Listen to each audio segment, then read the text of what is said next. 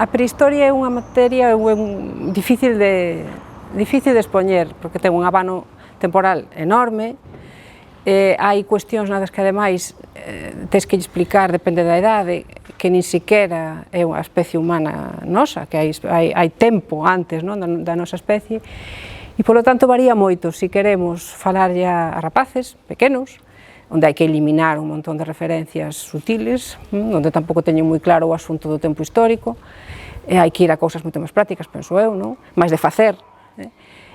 Logo no bacharelato, o tempo, na enseñanza algo máis avanzada, o tempo que hai para os temas son escasísimos, creo que, Sota, Caballo e Rei, do Paleolítico, Neolítico, Edade dos Metais e punto, tamén é escaso, o tempo se concentra basicamente en moderna e contemporánea, cousa que ten certa lógica, Logo xa na universidade sí que entramos nunha dinámica, digamos que máis cronocultural, máis estándar. Ten as súas ventaxas porque empezas desde o principio e segues, ten os seus inconvenientes porque cando os alumnos chegan ao último curso onde lles queda xa todo o asunto de prehistoria. Entón depende un pouco, é bastante complicado de introducir nun plano de estudios.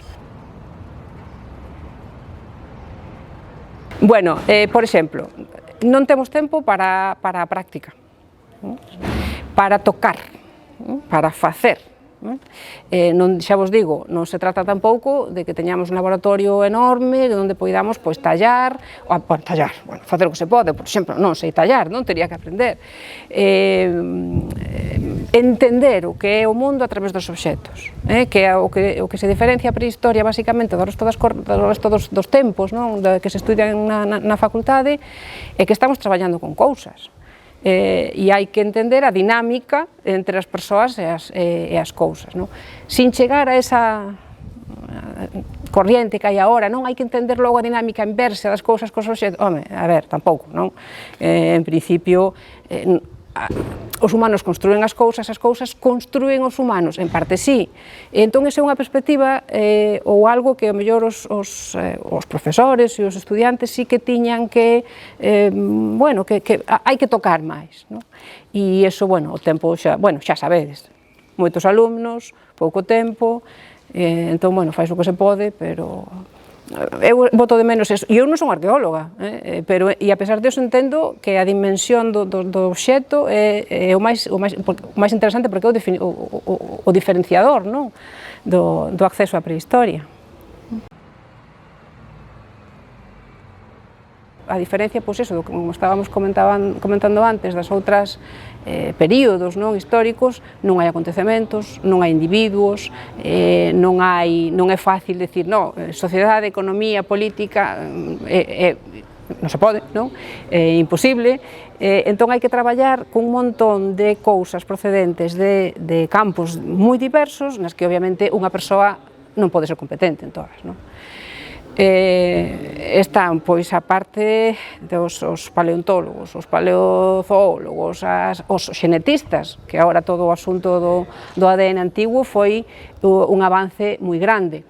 Entón é necesario coñecer eses campos e, sobre todo, é necesario saber que lle pedir a eses campos, porque moitas veces os científicos, digamos, os que non son historiadores, tampouco acaban de entender cal é a demanda dos historiadores.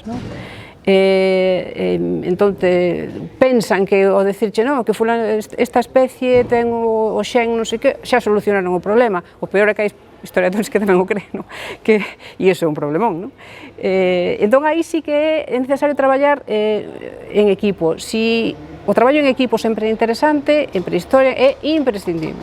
De todas as maneiras, eu personalmente penso que se o que queremos é facer prehistoria, a parte historiadora é a que debe levar un pouco a voz cantante, é dicir, saber que pode pedir, que quere, se se pode, e moitas veces tamén todo o asunto do ADN antigo, non digo que sexa unha exixencia exclusivamente dos historiadores, porque senón nin se lles tería ocurrido, casi seguro, se un historiador ou os prehistoriadores, os arqueólogos dixeran, a ver,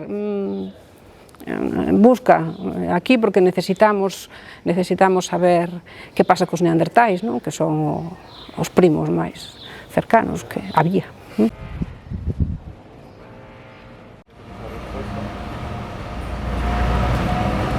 historia sempre se ve do presente, obviamente, non hai outra maneira de facelo, pero parte do entrenamento dun historiador debe ser estar atento a esas cuestións, non? Cando dis presentismo, cando se dice, bueno, parece que sempre está todo equivocado, bueno, tamén ten as súas ventaxas o presentismo, non? É dicir, se non estuveramos no presente, nunca se nos ocurrirían temas novos, por exemplo, o que comentábamos antes, pois, da historia das mulleres ou da historia de xénero, non? Non hai nin que pensar que o ser humano foi igual, sempre igual, desde o principio, vamos, desde antes casi de ser humano, foi igual e, polo tanto, se pode traspasar a familia monógama, burguesa, ao paleolítico inferior, nin pensar que sempre foi completamente distinto, é igual de absurdo, non? É igual de absurdo pensar que sempre foi igual, que é ser adanista, é dicir, non hai que empezar desde o principio, non sabemos nada, empezamos desde cero, iso é imposible, non?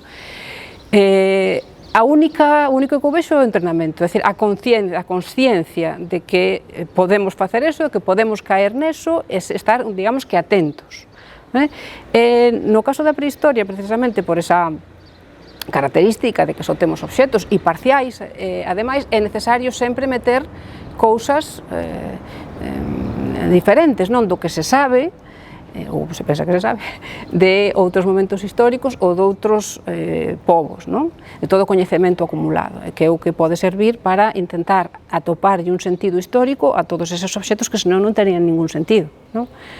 E esa é a maneira de huir dos clichés, ser consciente, saber, na propia formación, saber que houbo moitas formas de ser humano ao longo do tempo e ao longo do espacio.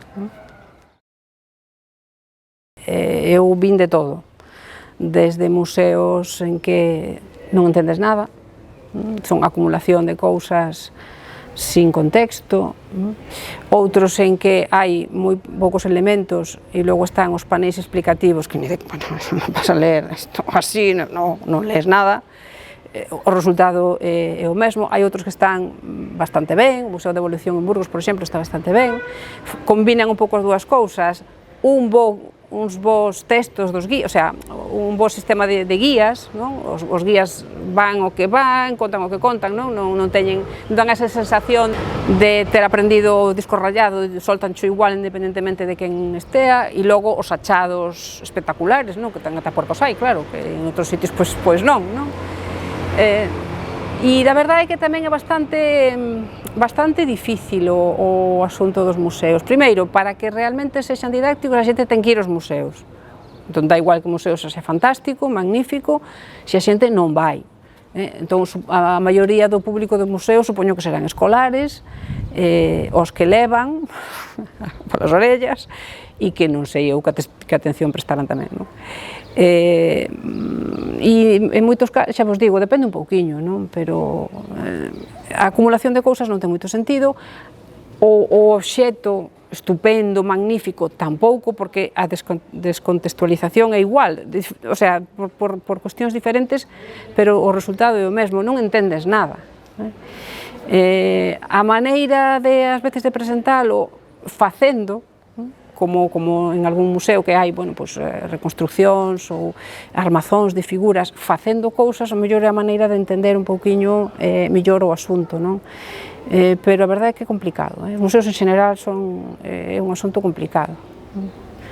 Tampouco en todas partes, en todas as culturas hai museos, na nosa así, por alguna razón, que tamén habería que explorar.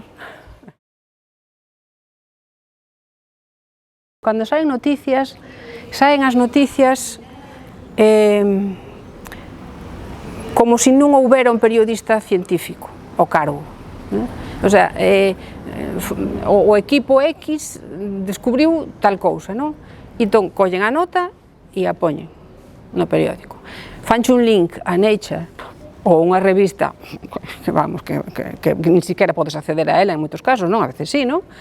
E ya. É dicir, boto en falta voto nos periódicos xerais, non? Logo están pois a divulgación, a alta divulgación, como pode ser moi interesante, ou non sei se sigue existindo, supoño que sí, revistas deste tipo, que xa é outra cuestión, non? Pero eso non é divulgación ao alcance de calquera, alguén xa ten que comprar esa revista, non? Entón, na prensa normal, o que sale é cando explican o premio Nobel de Svante Pääbo. Entón, soltanche un speech, o sea, traspasado da nota de prensa, non se entende nada, non? Tamén explicar o asunto do antigo Tentela, non? Para explicar a nivel divulgativo. Entón, o que boto de menos é a presencia de periodismo especializado, de periodistas científicos, que eu non sei se siguen existindo, supoño que sí, claro, non? Pero eso o boto de menos. E que sale? Pois salen matapuerca, obviamente, non? Salen achados de especies novas ou de posibles especies novas, entón, ou van pola parte espectacular e casi místico, non sei que parece que solucionaron todos os problemas, ou simplemente traspasan o que di a nota oficial do Instituto Max Planck, o que sexa, non se entiende nada, e entón non sei hasta que punto eso é divulgativo. É chamativo, porque a xente sí que ve esas noticias, non? Sí que se ven moito, non? Pero son sempre nesa liña. Claro, te intenta divulgar un achado, un descubrimento sobre a datación das capas de pintura. Posible. Tampouco se pode excavar todo, bueno, hai cartos, é moi caro, excavar, claro, ti vas ás grandes excavacións, están abertas todo o ano, son anos e anos de excavación, claro, excavando 15 días no verán, é pouco o que se pode facer, non? Pero ás veces, claro, para iso é necesaria unha política arqueolóxica global, o sea, general, non digo global, non me refiro a mundial, senón, non sei, autonómica, están as estruturas administrativas polo medio, iso tamén é inevitable, non? Entón non serve de nada que os cabe un castro aquí, unha mamogalá, se non hai unha política arqueolóxica que dice, bueno, e que fago con isto? Poñerlle un cartel e que veñan os turistas? Con eso tampouco é divulgación, no sentido bo da palabra, non? Que a xente coñeza un pouco e valore, non? Porque tamén, dicir, non, que non che deixo facer unha piscina porque aquí é unha mamo, a decir, ostras, pero se hai 50 ao redor, deixame facer a piscina tranquilamente, non? Se hai outras, non? A política de... non me entendades mal, hai que protexelo, hai que ter un sistema de protección, pero un sistema de protección sin que a xente que está ali valore que eso é o seu pasado, que non está desconectada dese pasado, bueno, así pasan as cousas que pasan, claro, e iso é moi complicado. Eu aí sí que non teño a solución, nin ninguén, claro, pero tampouco teño moi claro como se pode facer. Únicamente ca represión, iba a decir, cas multas ou tal, cas prohibicións non. E aí tamén, o que decíamos antes, hai que ensinar na escola, non no sentido de que hai que protexelo porque sí, senón que hai que protexelo porque forma parte da túa vida, ti és o que és, ou nós somos o que somos, porque hai detrás un tempo, unhas persoas que fixeron eso, foron persoas, non... E quizáis se sabía de que a xente valore o propio pasado, non? Se non o valora, pois tirará con el, bueno, como as murallas, por exemplo, sin complejos.